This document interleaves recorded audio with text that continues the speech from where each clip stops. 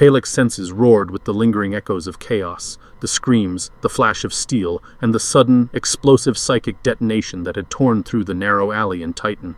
He remembered the distorted, skittering forms of the spider-like Neogi, their many limbs reaching out, venomous fangs dripping with malice. His companions, Saladin, Theodore, and Zethian, had fought fiercely, but the sheer madness of the encounter had become too much. Then the grenade, Thurnos' gift. It had gone off in a burst of searing light and a thunderclap of psychic energy, a shockwave that shattered the senses and stole away all certainty. For a heartbeat, Teylek had felt his own mind tear at the seams, his thoughts a wild, tangled storm. When it passed, the alley was a ruin of twisted bodies, Neogi and civilians alike. Cries of agony and the scent of burning flesh filled the air. Saladin shouted, but his voice was distant, an echo. They were being overwhelmed. Theodore was bleeding, Zethian was limping, and Saladin was trying to rally them. But Teylek's mind latched onto a single thought, a key, cold and metallic against his fingers. A gift from Thurnos, just like the grenade. With trembling hands, he jammed the key into a warped, splintered doorframe, whispering the incantation he barely remembered.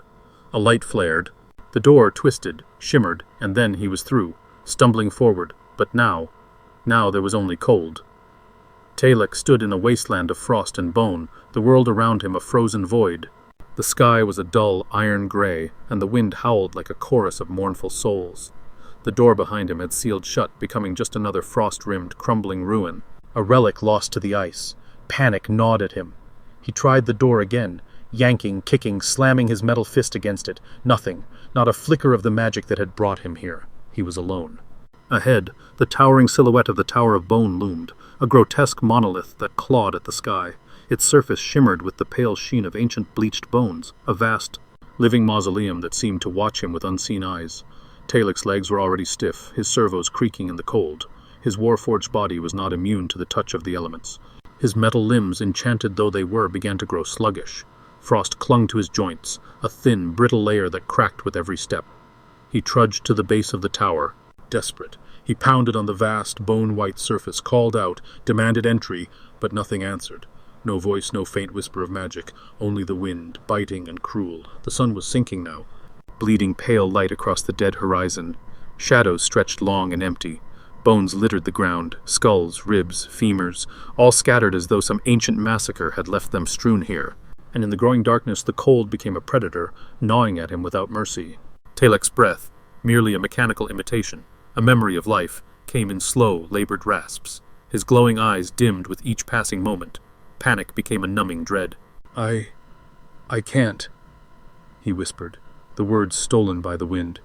But then his thoughts turned to the one being who might hear him. Zoros, Lord of Secrets. I am lost. His voice quavered, desperation seeping into every word. Show me. Guide me. Something. Silence. A silence that stretched until it became a weight, pressing against his mind. And then, not a voice exactly, but a pressure, a feeling, a whisper that slipped beneath his thoughts. These secrets are not for you, at least, not yet. A chill deeper than the freezing wind swept over Teylek, a sense of something vast, hidden, and watching. His prayer had been heard, but not answered, not in the way he hoped. And yet, there was a feeling, faint and distant. A subtle, almost imperceptible pull southeast, towards the distant dark, towards what he thought, hoped, was the village of Frostmere Basin. A village that was days away. Teylek's metal body trembled, the cold threatening to seize his joints, to freeze his thoughts as surely as it froze his form. But he knew that to remain here was death, a slow and lonely death. With one last forlorn glance at the Tower of Bone, its vast silent form fading into the twilight, Teylek turned. His legs were leaden, each step a trial. Snow began to fall, a thin, mocking dusting that clung to him, freezing into a shell. Yet he walked. With each step, he whispered a prayer to Zaros. Not one of power or salvation, but of endurance. And as the darkness swallowed him, Teylek's shadow stretched across the wasteland, a lone figure marching through an endless graveyard of frost and bone.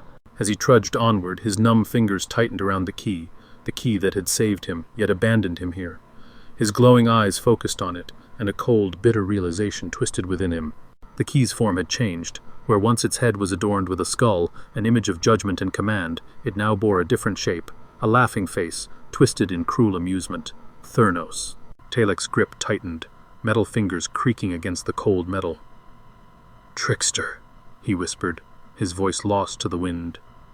But there was no answer, only the snow, the dark, and the long, empty march ahead.